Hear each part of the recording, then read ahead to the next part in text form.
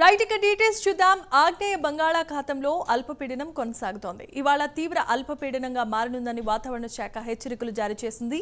బుధవారం నాటికి తీవ్రమైన తుఫానుగా మారుతోందని, అల్పపీడన ప్రభావంతో ఏపీ వ్యాప్తంగా విస్తారంగా వర్షాలు కురుస్తాయని వాతావరణ శాఖ తెలియజేసింది. దక్షిణ కోస్తా, రాయలసీమ జిల్లాల్లో భారీగా పడతాయన్న ఐఏఎండీ మిగిలిన ప్రాంతాల్లో కూడా తేలికపాటి నుంచి మోస్తారు వర్షాలు పడతాయని కూడా తెలియజేసింది. తీర ప్రాంతాల్లో గరిష్టంగా గంటకు 55 కిలోమీటర్ల వేగంతో గాలులు వీచే అవకాశం ఉన్నట్లుగా హెచ్చరించింది. ఇక గురువారం వరకు మత్స్యకారులు సముద్రంలో వేటకు వెళ్లొద్దంటూ కూడా సూచించింది. భారీ వర్షాల హెచ్చరికలతో అధికారులు ఇప్పటికే అప్రమత్తమై ఎప్పటికప్పుడు సమీక్ష నిర్వహిస్తున్నారు. ముందు జాగ్రత్తగా ప్రకాశం, నెల్లూరు, చిత్తూరు జిల్లాల్లో స్కూళ్లు, కాలేజీలకు ఇవాళ కలెక్టర్లు సెలవులను ప్రకటించారు.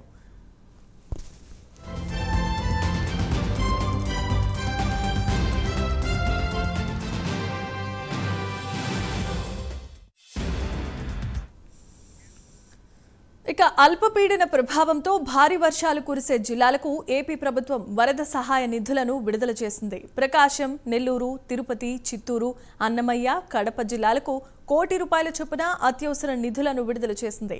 వరద ప్రభావిత ప్రాంతాల్లో రిలీఫ్ క్యాంపులు, రక్షిత త్రాగునీరు, ఆహారం, హెల్త్ క్యాంపులు, శానిటేషన్ కోసం అత్యవసర నిధులను ఖర్చు చేయనున్నారు. అలాగే ముంపు ప్రభావిత ప్రాంతాల్లో సురక్షిత ప్రాంతాలకు తరలించేందుకు ఆర్టీసీ బస్సులను అద్దెకు తీసుకోవాల్సిందిగా ప్రభుత్వం అధికారులకు సూచించింది. రహదారులు, భవనాలు, మున్సిపల్, పంచాయతీరాజ్, ఎస్డీఆర్ఎఫ్ బృందాల సహకారంతో రోడ్లపై పడిపోయిన చెట్లు, అడ్డంకులను తొలగించాల్సిందిగా సూచించింది. ఈ మేరకు ఆయా జిల్లాల కలెక్టర్లకు రెవెన్యూ శాఖ ఆదేశాలను జారీ చేసింది. ఇక మరిన్ని వివరాలను అమరావతి నుంచి మా ప్రతినిధి శ్రీనివాస్ అందిస్తారు. శ్రీనివాస్.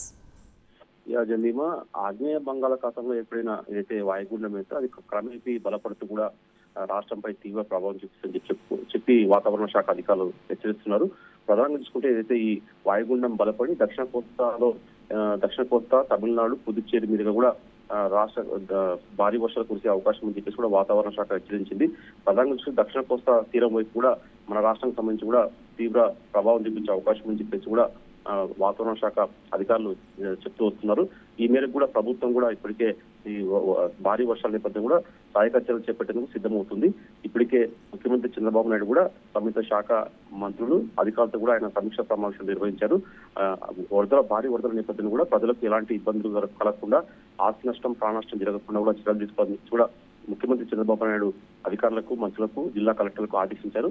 దాని తర్వాత కూడా ఇప్పటికే అంటే ఏదైతే ఈ దక్షిణ కోస్తా, ప్రధానంగా దక్షిణ కోస్తాలో, రాయలసీమ జిల్లాలో కూడా అక్కడక్కడ భారీ వర్షాలు కురిసే అవకాశం ఉంటుంది. ఈ రోజు రేపు ఈ 2 రోజులు కూడా ఈ జిల్లాలో కూడా భారీ వర్షాలు కురిసే అవకాశం ఉంటుందని చెప్పేసి కూడా వాతావరణ శాఖ హెచ్చరించిన నేపథ్యంలో కూడా రెవెన్యూ శాఖ అలాగే విద్యుత్ శాఖ ఇతర అధికారులందరూ కూడా సమన్వయంతో కూడా పనిచేసి ప్రాణ నష్టం, ఆస్తి నష్టం జరగకుండా కూడా చర్యలు తీసుకోవాలని చెప్పేసి కూడా సీఎం చంద్రబాబు హెచ్చరించారు.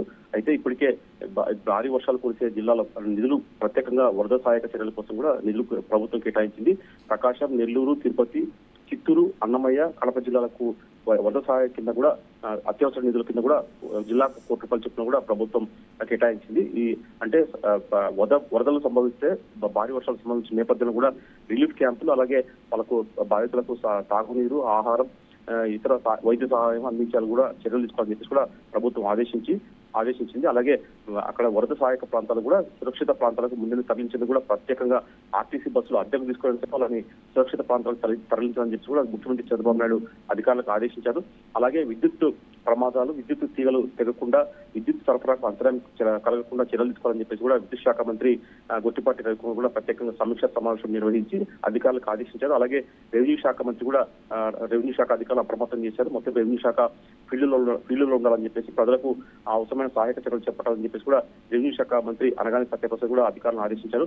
మొత్తం చూసుకుంటే ఈ రోజు రేపు ఈ కోస్తా తీర వెంబడి ఏదైతే ఉందో పశ్చిమ గోదావరి, అలాగే తూర్పు గోదావరి, అలాగే ఏలూరు, కృష్ణా జిల్లాలో, అలాగే నెల్లూరు, తిరుపతి, నంద్యాల, అన్నమయ్య జిల్లా, ఈ కడప, కర్నూలు తదితర జిల్లాలు కూడా భారీ నుంచి అతి భారీ వర్షాలు కురిసే అవకాశం ఉంటుంది. మిగతా చోట్ల కూడా ఒక మోస్తరు వర్షాలు కురిసే అవకాశం ఉన్న నేపథ్యంలో కూడా మొత్తం ప్రభుత్వ యంత్రాంగం అంతా కూడా ఎలాంటి సహాయక చర్యలు చేసేందుకు కూడా సిద్ధంగా ఉండాలని చెప్పేసి కూడా ప్రభుత్వం అధికారులు, జిల్లా కలెక్టర్ను ఆదేశించింది. జమీమా.